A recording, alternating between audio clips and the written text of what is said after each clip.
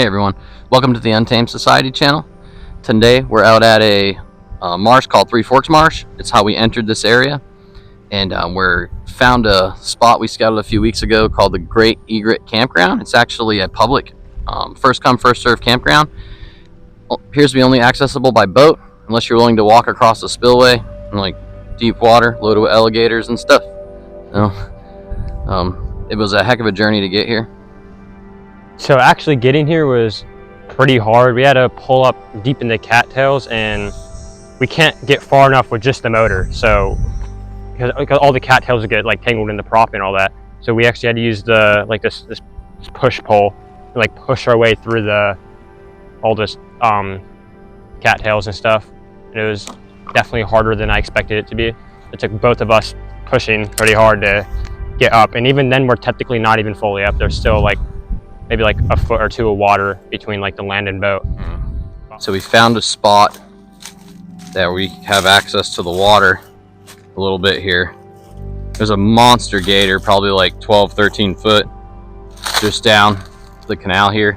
So we got to be careful on the edges. Big thing to worry about is it's been in the 50s and 60s here. It's real cold for us in Florida, but it's not us, it's the reptiles. They don't do well in the cold. They get still, so when the sun comes out they look for high ground and areas in the sun.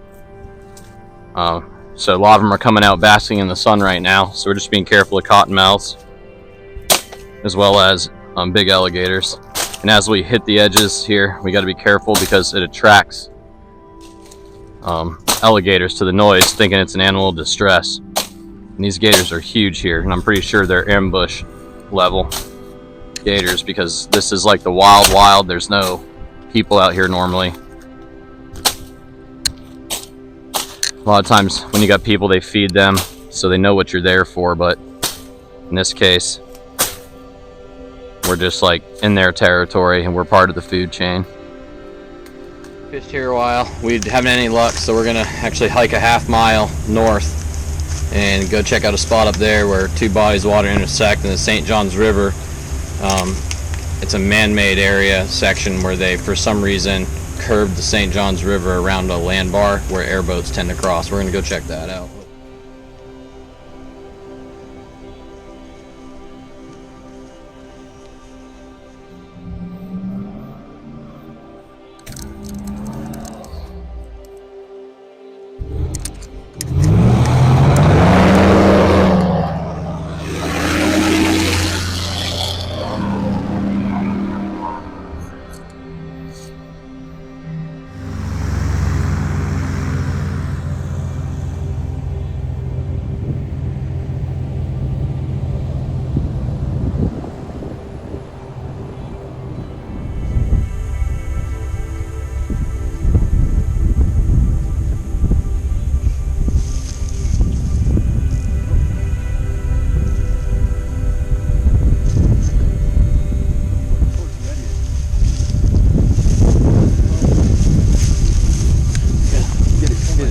What do we got? Massive. Monster red ear. Hell yeah.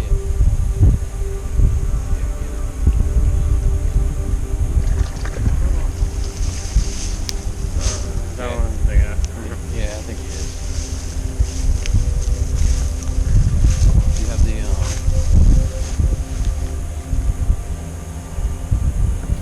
mudfish.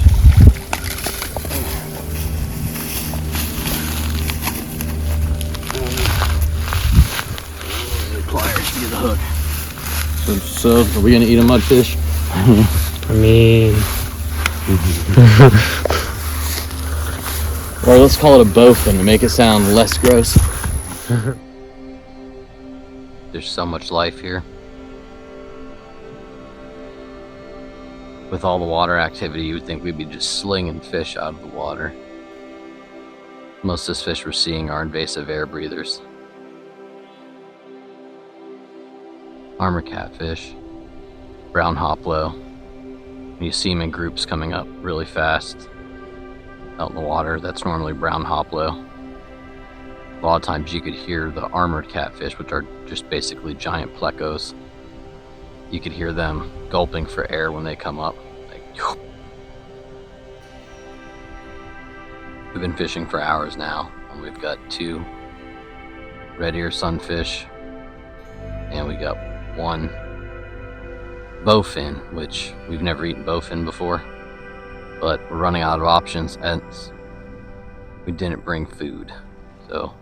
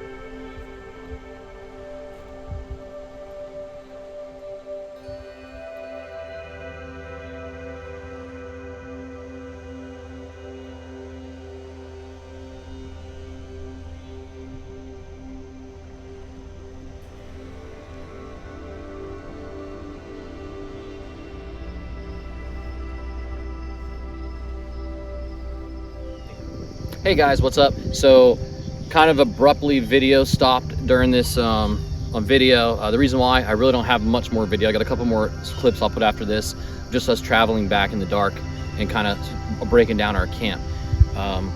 We attempted to do the kind of survival thing with no food out there, and as you saw in the video, we got a mudfish and we got a couple sunfish, and we ate it and stuff, and then the sun started to go down.